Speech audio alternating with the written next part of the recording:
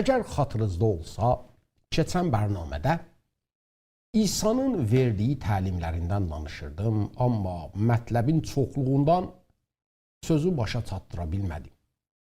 Qoyun bu qisməti İncilin özündən oxuyun. İsa buyurur, yer üzündə özünüzə xəzinələr yığmayın. Orada cüvə və pas onları məhv edər və oğrular oranı yarıb oğurlarlar. Amma özünüzə göydə xəzinələr yığın ki, orada nə cüvə məhv edər, nə də pas, nə də oğrular oraya girib oğurlarlar. Çünki xəzinəniz harada olsa, ürəyiniz də orada olacaqdır. Bədənin çırağı gözdür. Ona görə gözün sağ olsa, bütün bədənin də işıqlı olar. Əgər gözün pis olsa, bütün bədənin qaranlıq olar. Beləcə, əgər səndəki işıq qaranlıq olsa, o qaranlıq nə böyükdür. Heç kim iki ağaya qulluq edə bilməz. Çünki ya birindən nifrət edib o birisini sevəcək, ya da birinə bağlı qalıb o birisinə həqarətlə baxacaq. Siz həm Tanrıya, həm də pula qulluq edə bilməzsiniz. Bunun üçün sizə deyirəm, canınız üçün nigaran olmayın ki, nə yeyib, nə içəcəksiniz ya da nə giyəcəksiniz. Məgər can yeməkdən və bədən geyməkdən daha əfzəl deyil. Göyün quşlarına baxın. Onlar nə əkirlər, nə biçirlər, nə də ambarlara yığırlar. Lakin yenə də göylərdə olan atanızdır ki, onları doyurur. Məgər siz onlardan daha əfzəl deyilsiniz.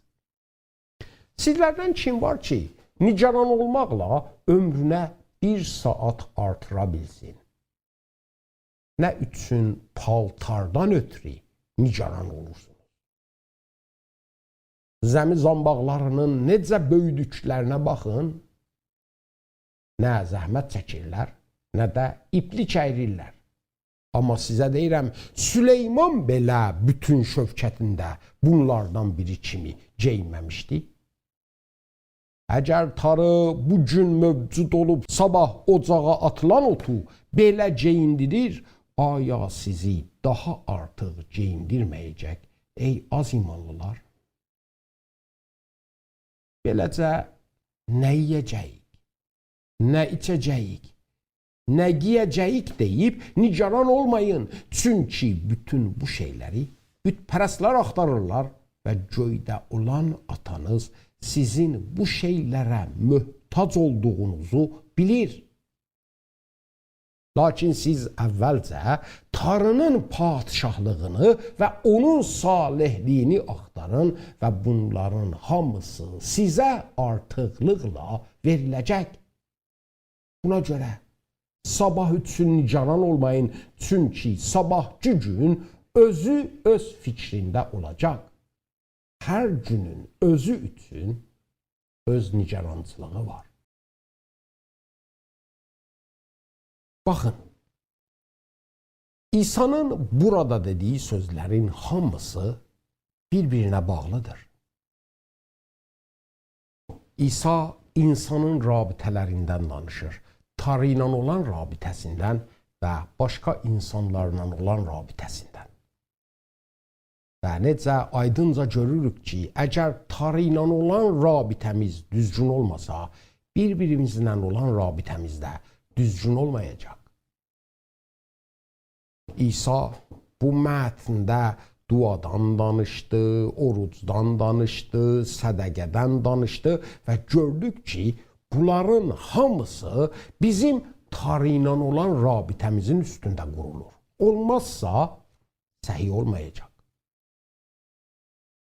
İsa bizdən istəyir ki, vazih bir şəkildə, aramlıq içində qabağımızda olan yollara bir baxaq və onları dəyərləndirək.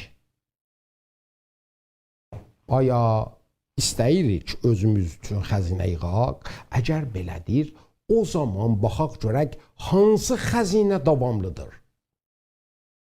Aya istəyirik ki, əməllərimizdə azad olaq, hədəfli olaq? Əgər belədir, o zaman gözümüz gərək necə olsun ki, bu istəyimiz yerinə yetişsin? Aya istəyirik ki, lap yaxşı ağaya qulluq edək?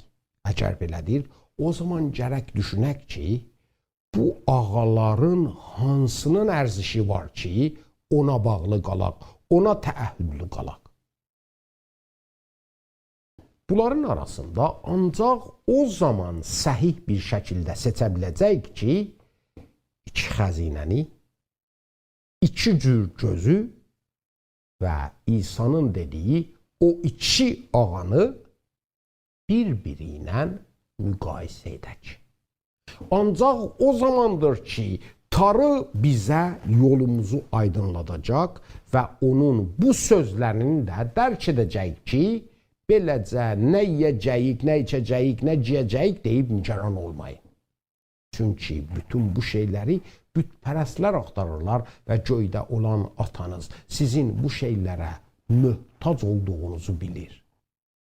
Və İsa əlavə edir, lakin siz əvvəlcə Tanrının padşahlığını və onun salihliyini axtarın və bunların hamısı sizə artıqlıqla veriləcək. Başqa bir sözdə İsa bunu deyir. Bizim hansı ağaya qulluq edəcəyimiz qüvvətli bir şəkildə bizim baxışımıza əsər qoyur. Onun üçün də gərək nigaran olmayaq ki, niyə birini rədd etdik? Əksinə, gərək bütün qüvvətimizi bir yerə toplayıb seçdiyimizin üstünə qoyaq. Bu zamandır ki, nigaran olmayacağıq.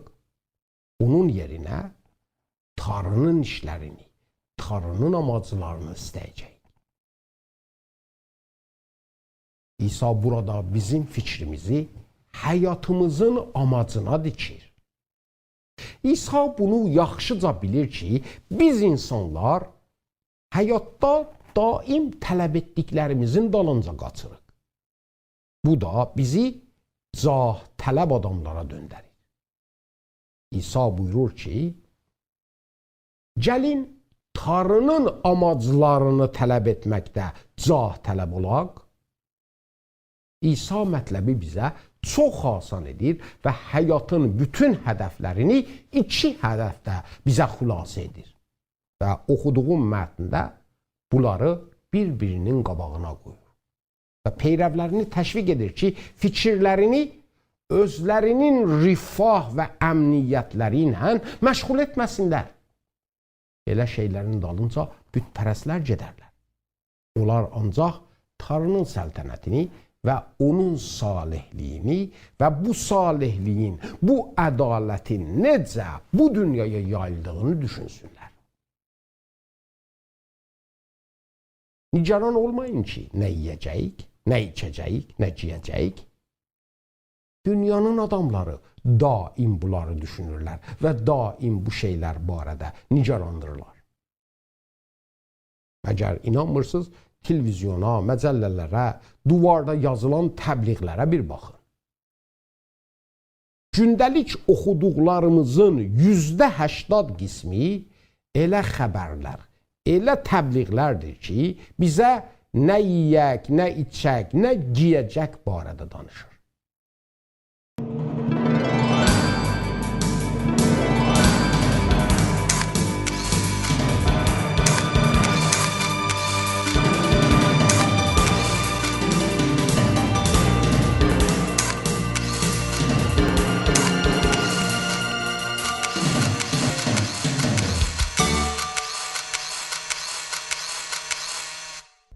İsa əlbəttə ki, bu sözünə bədənin möhtac olduqlarını rədd etmir, onlara xor da baxmır. Bizə elə bu hissədə tövsiyə edir ki, gündəlik çörəyimiz üçün Tanrıya dua edək. Əgər belədir, bəs onda onun bu sözünün məqsədi nədir?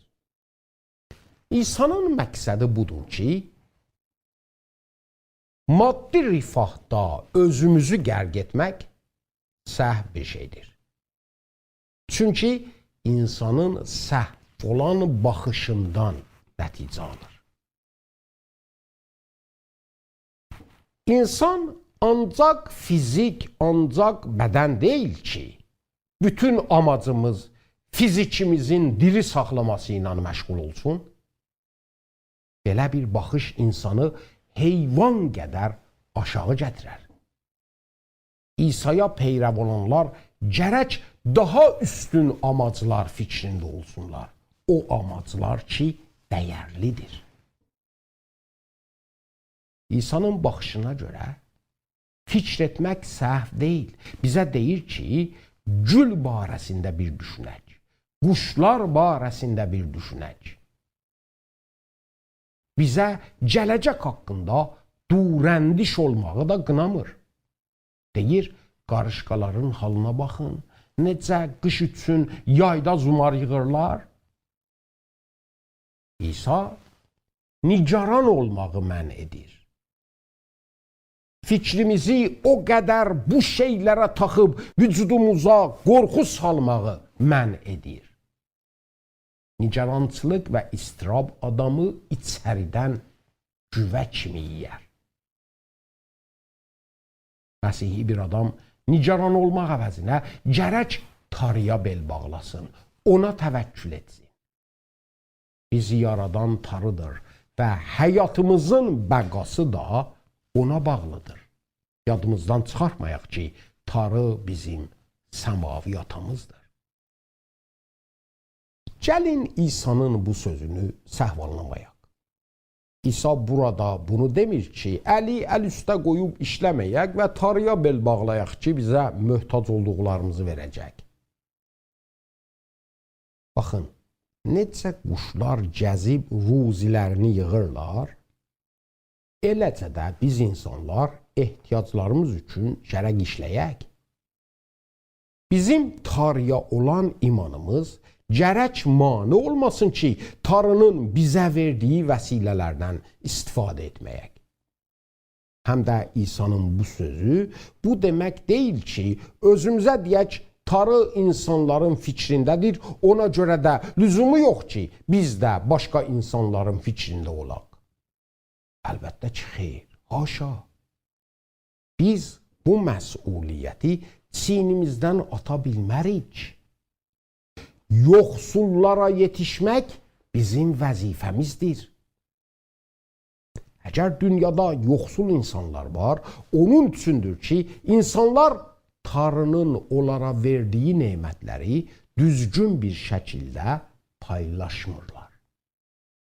Qaynaqları, mənbələri hədər edirlər. Buğdanı ehtikar edirlər.